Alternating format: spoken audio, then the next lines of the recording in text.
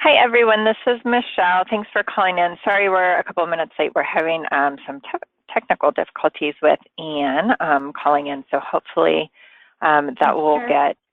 Yes, we can hear you now, Anne. You're a little... Great. You're kind of a little kind of going in and out, so maybe we'll try to work on that for as we do this. So it looks like that we have a lot of people on the call. That's wonderful news. Thanks, everyone, for calling in. We are very happy to have you on the line today. And I think a lot of you have called into the webinar before, but just as a friendly reminder, since this is the go-to webinar, you are actually muted as you call in, so you're muted on the phone.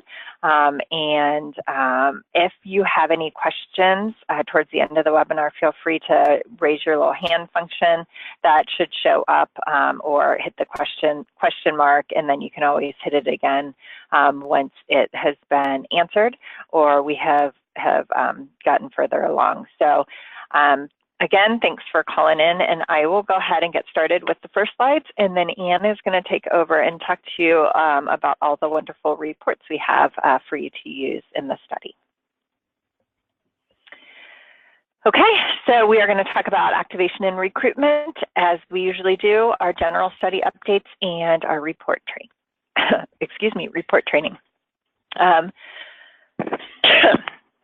As we have stated before, we have 42 sites selected and 41 activated. The last site is very, very close. In fact, I just saw an email come into my inbox that I think is getting us closer. So that's really good news. We have 167 patients randomized as of the end of June, which is also great. We have 31 sites that have recruited at least one patient, and congratulations to Cardinal Glennon and Lori for randomizing their first patient. Cincinnati is back in the lead with 14, and then Stanford and CHKD are close behind. And we thank you all for the work you're doing, getting people into the study. We know it is a lot of work, and we appreciate all that you are doing. And this is what recruitment looks like by the sites. And hopefully, if you are a site that is not on there yet, we will see you on there soon. Wanted to let you all know, I know some of you have maybe heard through other channels since I work on another study here too, that I will be leaving. My last day is July 19th, which is next week on Thursday.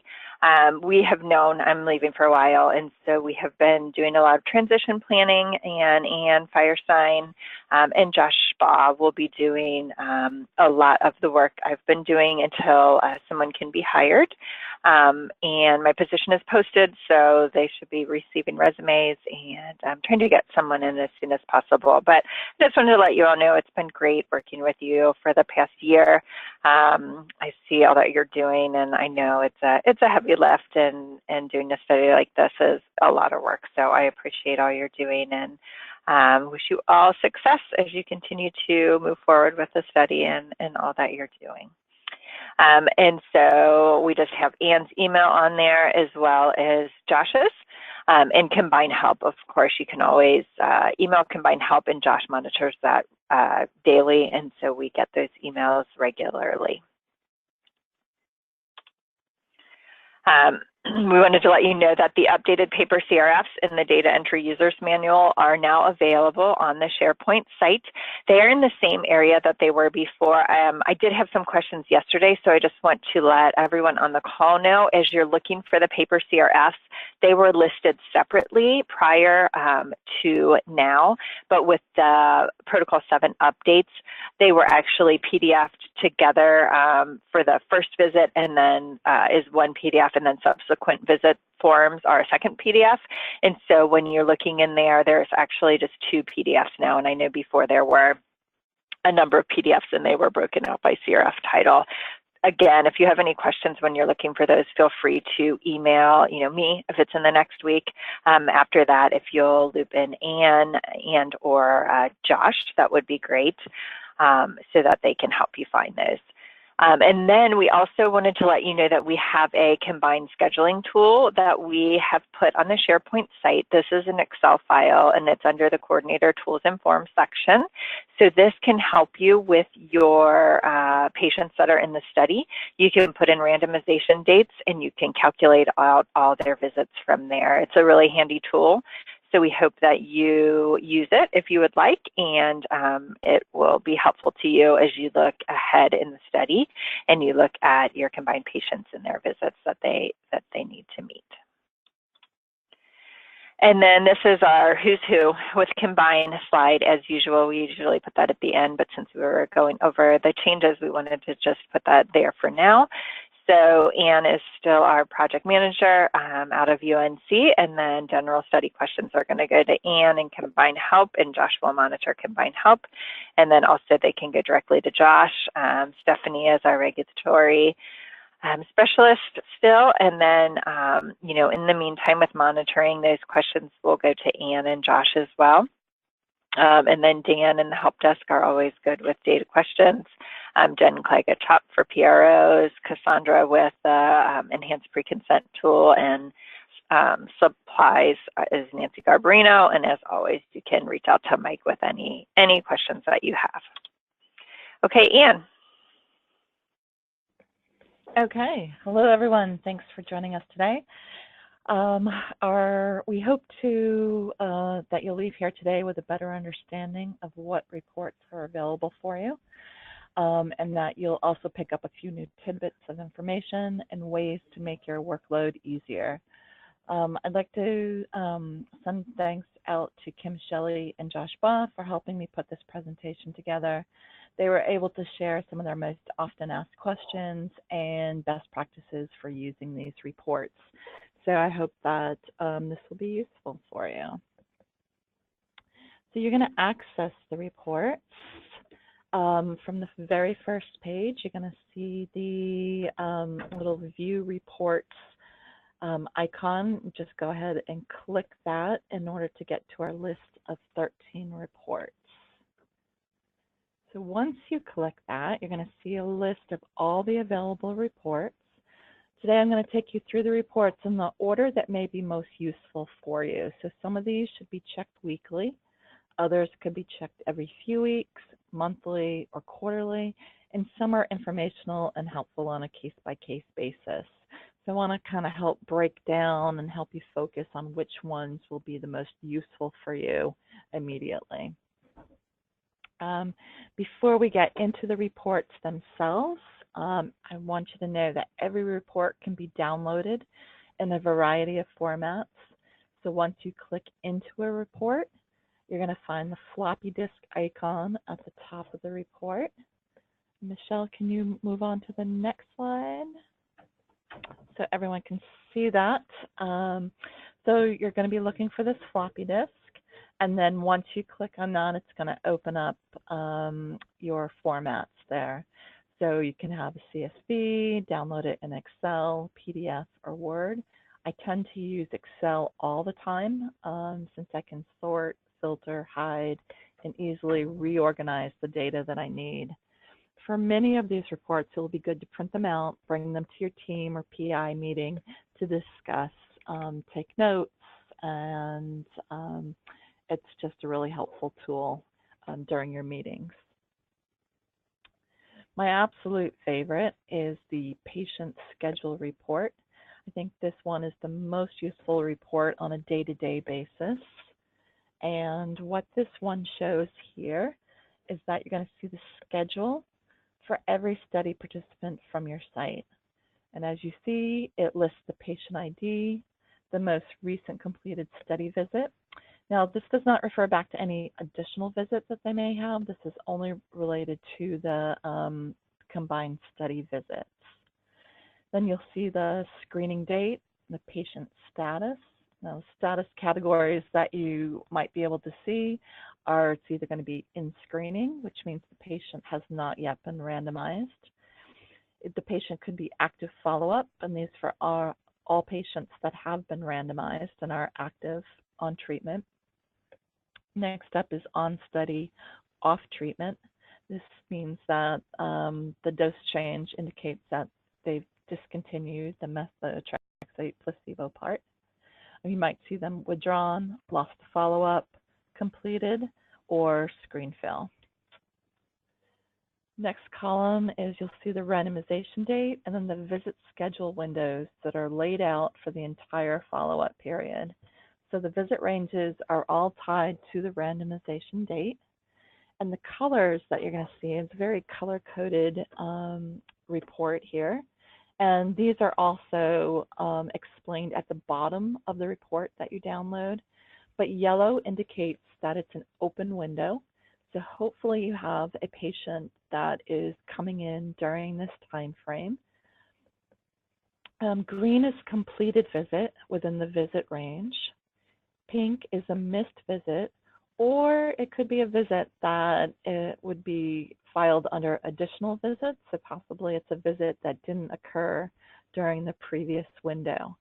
So now that these windows have all been expanded with version 7 protocol, it'll be a good idea if you can go back and check any of your pink items and see if there might be an additional visit that could now be qualified as a study visit. And if you enter those in as a study visit, go ahead and email us so that we can make sure that you get paid, get reimbursed for those visits. And the white cells are visit windows that haven't opened yet. So these are ones that are going to be in the future. And so it's just a kind of a good idea as your patients, you're scheduling for your next visit, to look at those windows and try to align within that. These tend to butt up right up against each other now. So hopefully there isn't going to be too much time that you're going to miss with additional visits. At the very end of this report, you are going to see days since last visit. And again, this is calculated based on study visits and not from possible additional visits that had previously fallen outside the window. And Michelle, can you forward that to the next slide? So what I'm focused on here is that very last column. So if days since last visit is greater than 90 days, then you should probably make sure that the patient is on the schedule, has been scheduled, ready to come in, and it's time to start taking action. And Josh is going to be contacting sites if it's been more than 120 days since the last visit. So please pay close attention to this column. Help us clean it up by moving additional visits into their appropriate study visit range, and follow up with any that may be like far outside the range. Possibly some people have been lost to follow-up, or there are additional visits that haven't been counted as a study visit, but this is something that we'd all like to kind of bring back into range. The next report that we find incredibly useful is the provider review needed report. So this report here shows pages that have been saved and are ready for review, but the provider hasn't completed it yet. So coordinators, as a best practice, please check this report weekly or biweekly to see if your site PI has signed off on your combined forms. If they are not complete for that month, please remind your PI, and PI should also get in the habit of checking themselves. But this is also a helpful reminder to make sure that there are multiple eyes looking at this, and it just helps. The teamwork helps immensely. So this is also really helpful for coordinators because you can't otherwise look into the database to see which PI review forms are completed. So this is your only view. This is the only view for coordinators to see what needs to be signed off on. So if you have a patient that is newly consented, it's a good idea to check this report daily, if not hourly, because if the provider doesn't sign off, the patient will not be randomized. So that's a key thing. Once you have someone that has been consented, and we need that provider review in order to get the patient randomized. So also PI reviews that are outstanding greater than 2 weeks that are not related to AEs will be queried biweekly by the combined monitoring team. And PI reviews missing related to AEs will be queried monthly. So these are all going to show up on those nice emails that you've been getting from Josh. And it's just another way to have a quick heads up on what's going to be coming down the pike. The next report is the Exceptions Aging Report. It's another valuable resource that should be checked often. So it depends on you and how you want to fit this into your schedule. But it's also a good idea to be doing this probably biweekly, monthly, but no longer than on a monthly basis. So this report allows you to see all the cumulative exceptions on all patients at your site, regardless if they are resolved or new, and it's a good practice to review at regular intervals. So please pay attention to the data issue, the date raised, and the status columns. So if the status is new, this exception is still ongoing and will need to be addressed. The date raised will tell you the date of the exception, and the date issue column will tell you the cause of the exception. Usually it's missing data. You have the ability to filter and sort by any column. And for anyone that is not familiar with filtering and sorting, unmerging data, or any of that, please contact me. I'd be really happy to sit down with you one-on-one and help you really get the best out of this report. So this report also tracks exceptions that may be in the ICN entry, but only if these registry visits have a corresponding study visit. And so the visit dates need to be equal. And they will be checked for combined exceptions. Exceptions can also be addressed in real time during or after data entry. So individual patient exceptions that are still ongoing can also be viewed on the combined trial homepage. And exceptions that are open greater than 30 days will be queried at least monthly by the combined monitoring team. So again, if you're looking at this report, you already know what's on it, you're actively trying to clean it up and work with it, then Josh's email is not going to be a surprise to you. Next report is going to be the out of range lab values report. On this one, patients on this list had labs that require action based on the combined protocol. So the protocol would either require that a repeat test is needed, you need a lower dose of study medication, you might need to discontinue study medication, but this is really a heads up that, hey, something needs to happen. So please ensure that the appropriate action has been taken in accordance with the protocol. If not, please have the site PI and the patient's clinician review this immediately. You may also need to report these as an AE or SAE, and please refer to the protocol. It's going to be section 8.4.3 for the management of abnormal lab values. So just as a note per the protocol, a clinical laboratory abnormality should be documented as an AE if any one of the following conditions are met. So 1, the laboratory abnormality is not otherwise refuted by a repeat test to confirm the abnormality, or the abnormality suggests a disease and/or organ toxicity, or the abnormality is of a degree that requires active management, such as change of dose, discontinue, more frequent assessments, etc. So these out-of-range labs are going to be queried quarterly by the combined monitoring team.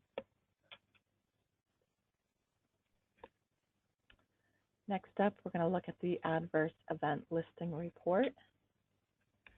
This report allows you to see all the cumulative AEs on all patients at your site, regardless if they are resolved or new, and it's taken directly from the data that it's entered on the adverse event CRF.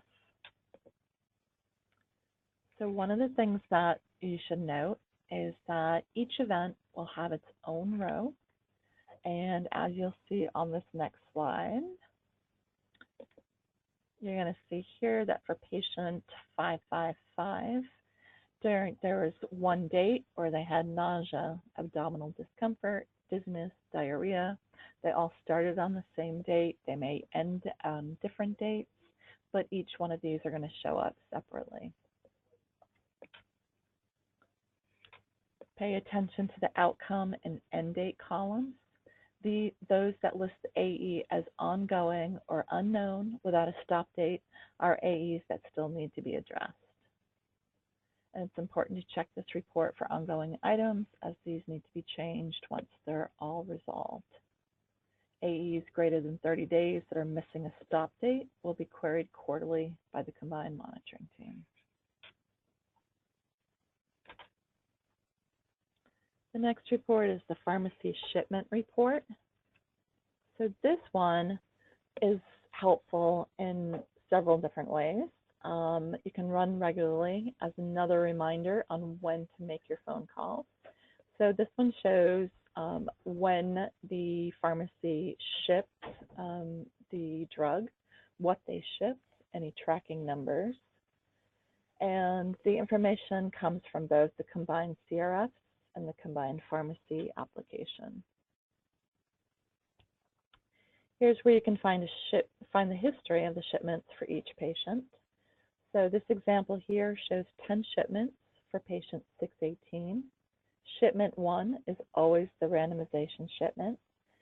In addition to follow-up shipments, this patient has also received 2 additional shipments. You're going to see those on 1003 and 1005. So this patient here needed an extra pill, and those were shipped out separately.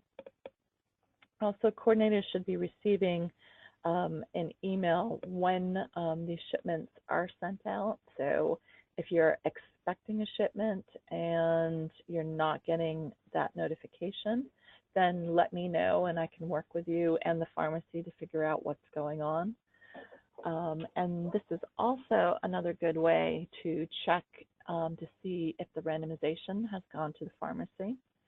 So you're going to see the pharmacy received notice of a new patient, and you can check when the next follow-up shipment is scheduled. So a lot of times if you're seeing on the next page, Michelle, down here, if you're seeing some blank statements here, so we can see that 701 is a newly randomized one, so that would be going out shortly. Sometimes with a follow-up, they might have an older date, but they don't have a shipping date. And what happens is that the pharmacist needs to contact the parents to confirm that the shipment is going to be coming. And oftentimes, they're not able to contact the patient. So if you're seeing the shipping date is blank, you expect that this should, the medicine should be shipping out, and you might contact the parents to ensure that they receive the pharmacist confirmation. So a lot of times I'm hearing from the pharmacy that they're having to try 3, 4, 5 times before they're able to reach the parents.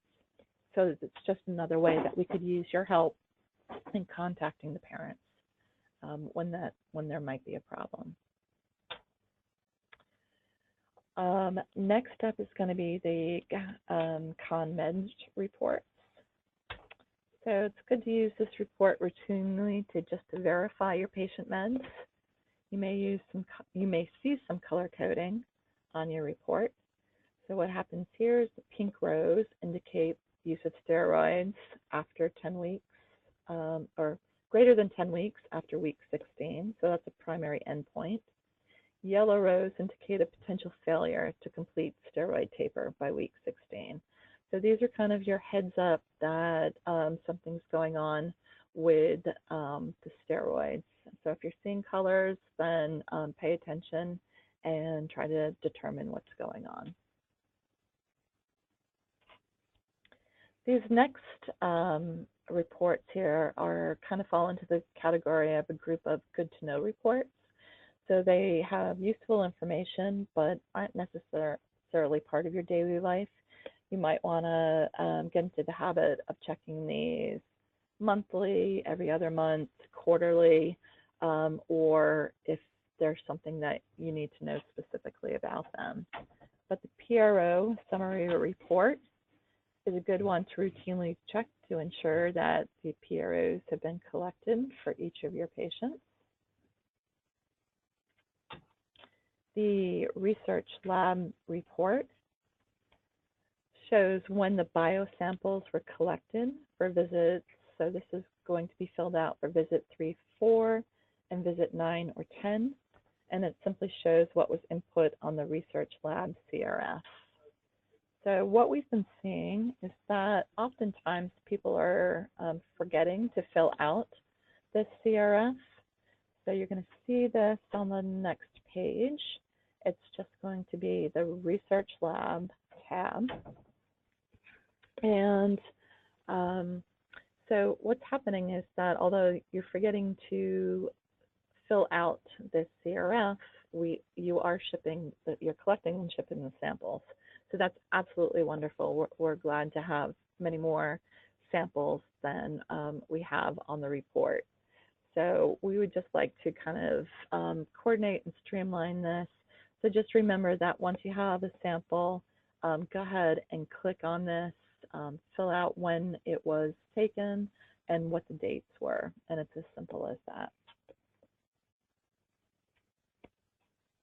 Next up is the early termination report. So this shows the patients that have fully withdrawn from the study. So reasons could be withdrew consent, lost follow-up, death, or some other reason. Then this report is not for those patients who have discontinued study medication. As you saw on the patient schedule report, those are showing up as on study, off medication. So this early term report is just informational. You already know this information as who has withdrawn or terminated the study, and it's just one for you to keep note of. The dose report. It's a good idea to check this dose report to see that everything is reflected accurately. You can quickly see the last visits, if they discontinued, and the reason why they discontinued, and the patient status.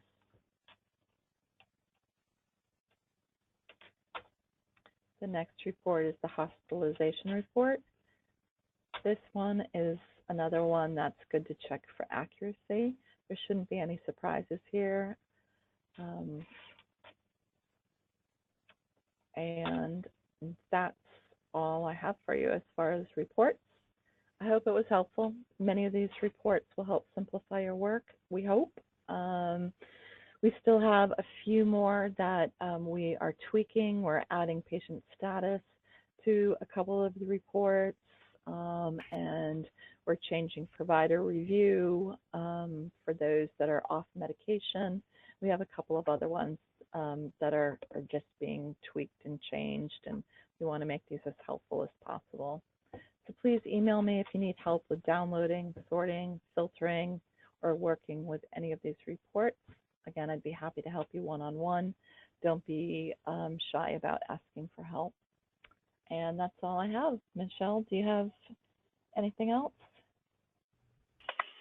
No, I don't. If anybody has a question and wants to type it in, I'm happy to respond. I had a few things I responded to during the call, but if I do not see any hands go up or any other questions pop up, I think we are good.